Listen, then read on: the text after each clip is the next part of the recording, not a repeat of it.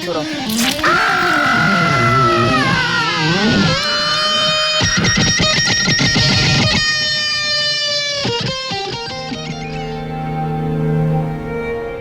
심리적 외상으로 인해 침대 밖을 벗어날 수 없게 된 소녀, 입새.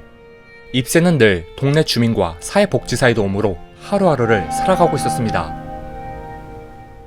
다리를 움직이지 못하는 탓에 몰래 집으로 들어온 학생들에게도 어떤 대응도 할 수 없었던 입새. 이 학생들에겐 그저 이곳은 그들만의 놀이터였습니다. 입새야, 너가 내 보물 이런 거 알지? 씨발 벌써 떴어.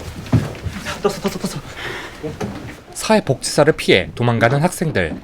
사회복지사 자영은 늘 입새를 돌봐주고 있었습니다. 언니 왔다. 아직 안 쌌네. 그런데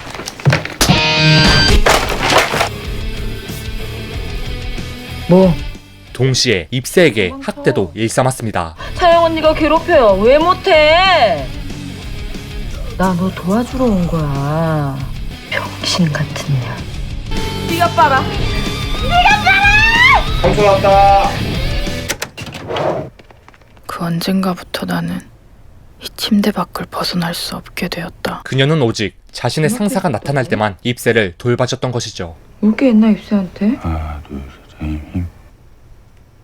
김 과장님, 그리고 입새를 어릴 적부터 봐온 그녀에게 양수가 잘 삼촌 같은 챙겨주시고. 존재인 조광식 판사 목사. 같은 분이세요. 심리적인 외상에 따른 마음의 상처는 본인의 의지에 달린 거니까. 그는 늘 입새를 위해 기도를 했고 밖에서는 선교사 활동을 하는 사람이었습니다. 를 비추시어 새싹이 돋아나. 조광식 목사는 잠시 선교 활동으로 인해 입새와 떨어지게 되죠. 다녀올 예정입니다. 그동안 부디 우리 입새 잘 좀 부탁드리겠습니다. 걱정 마시고 편안히 다녀오세요. 완전히 그들만의 세상이 된 입새의 집. 저 정규직은 언제쯤? 조만간 잘 날 것 같아요. 조금만 참아.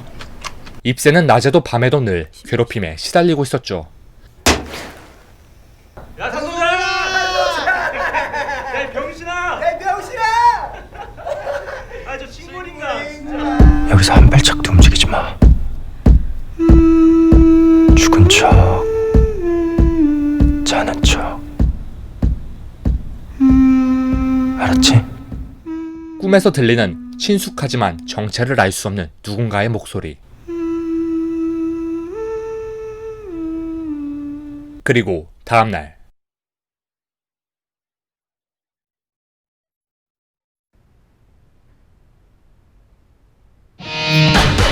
입새 옆에 웬 사내가 누워있었고 그는 몇 년 만에 나타난 입새의 진짜 삼촌이었죠.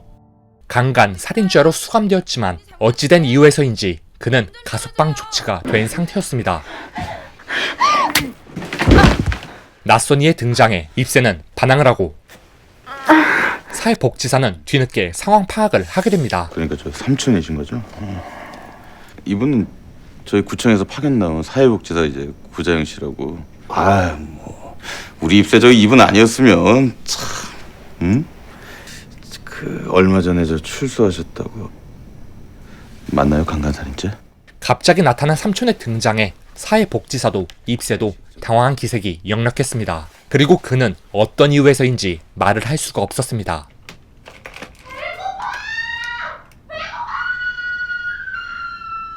험상궂은 인상과 달리 나름 입새를 잘 챙겨주는 삼촌.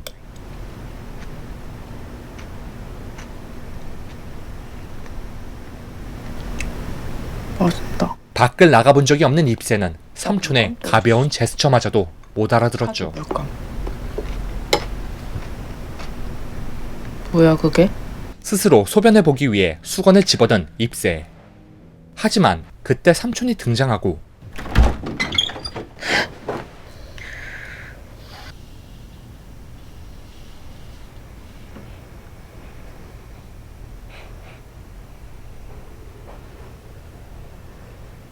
움직일 수 없는 입새를 대신해 몸을 닦아주는 삼촌. 벙어리야?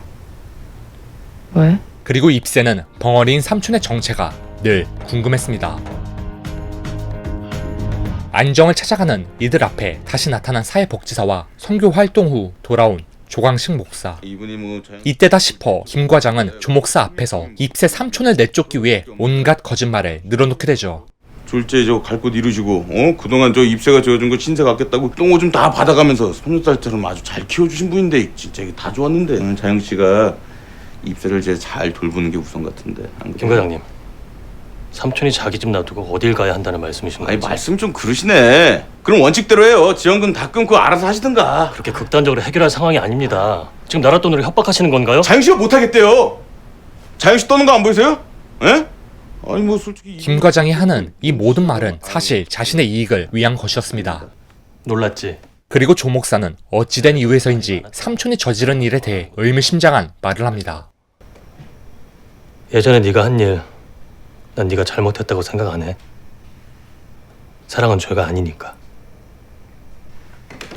한편 입새는 사회복지사 자영에 대한 태도가 조금씩 변하고 있었습니다.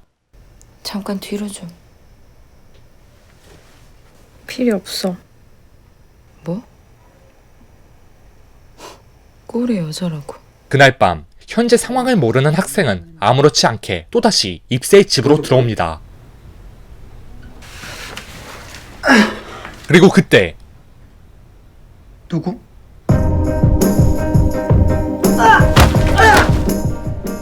모든 것에 다소 폭력적으로 대응하는 입새 삼촌. 하지만 입새에게만큼은 잘 챙겨주는 삼촌. 그간 길고 어두운 터널 속에만 있던 입새는 다시 빛을 볼 수 있을까요? 자장가 불러줘. 가만히 새하여 눈 감은 자보다 몸부림쳐 일어선 자가 정녕 아름답지 않을까요?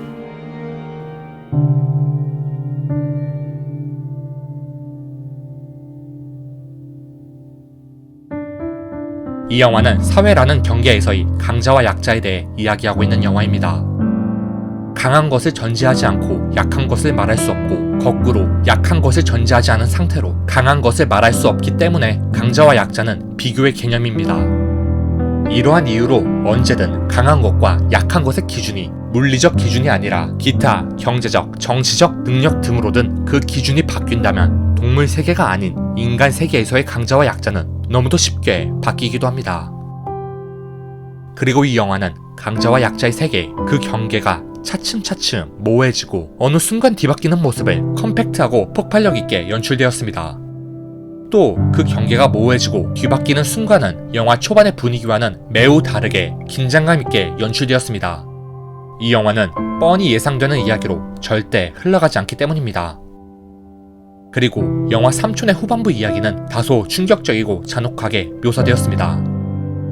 너무도 열악한 환경에서 태어나고 자란 주인공 입새. 그녀 곁엔 오로지 각자의 이익을 위해 도와주는 척을 하는 주변인들 뿐이었습니다.